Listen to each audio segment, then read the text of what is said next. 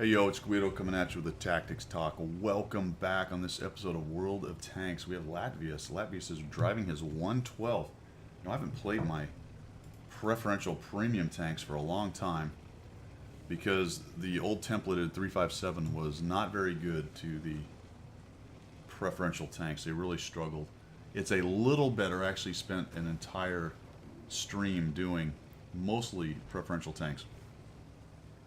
A lot of the same problems are still there. You're going to see a lot of 9s, and of course what the matchmaker does not address is the power creep and the overpowered nature of a lot of especially premium tier 8s that aren't preferential, are just plain old head and shoulders above the preferential tanks. But I've always liked the 112, the WZ, and the IS-6. They have very good win rates in them, mostly legacy stuff from a year ago before the template change right there, and all of the power creep really accelerated to Mach 10.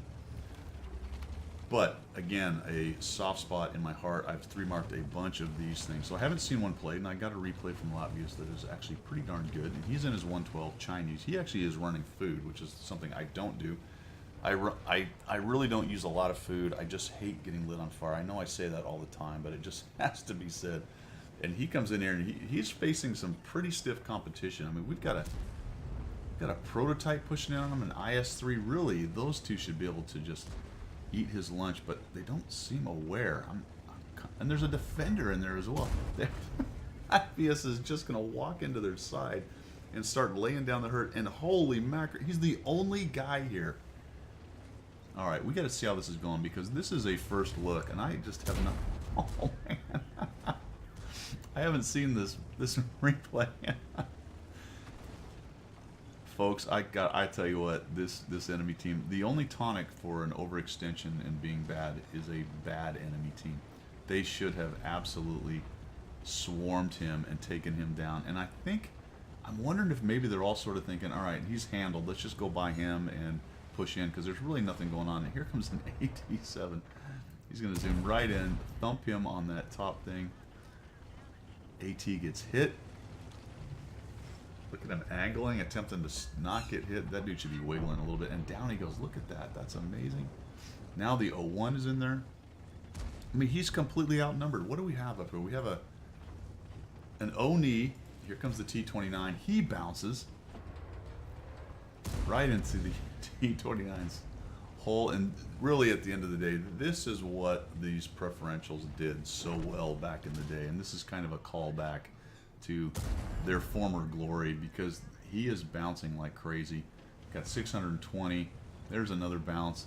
T-29, of course, is shooting the little gun, so he's really hurting right there. And down he goes. He eats a bunch of heat. And Latvius is cleaning things up over here. He's dropped 2,000. He's got a kill. The defender, for whatever reason, has decided to not come in there. The IS-3 doesn't push him. This is amazing. Let's see what happens. He's going to get this 01. He's going to cross here. The 01's not paying attention. Gets a bounce, though. That's unfortunate. He's probably going to out-reload, even as slow as the reload is on this thing. So it looks like he's looking for a weak spot here. Try to go into the turret. 01's attempting to make it harder. Holy cow, now we've got an Oni on us. He goes by the Oni, gets into the side, accepts the shot from the defender. Oh my gosh, the defender's shooting HE. Like I said, the best tonic for a bad setup and overextension is a bad enemy team. Look at this. He gets a shot on the Oni. Little, oh man, that defender's going to shoot some HE into him. Yes, a little more HE into him. The Oni is thinking, what is this defender? I don't know if I've ever seen a defender shoot HE. Look at this little backward side scraping.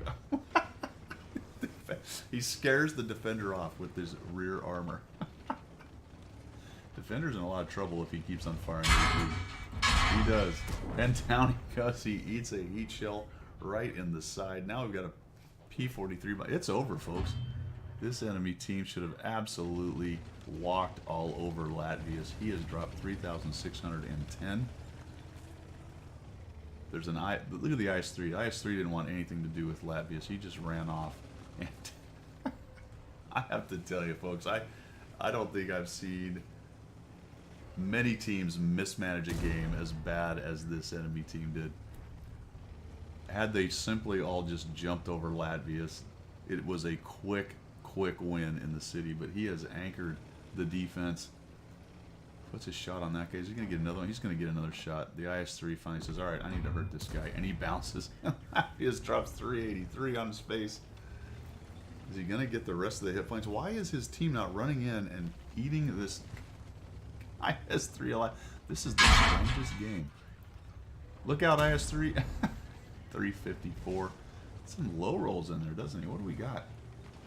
Got a 354. We got a 383. There's a high roll 439.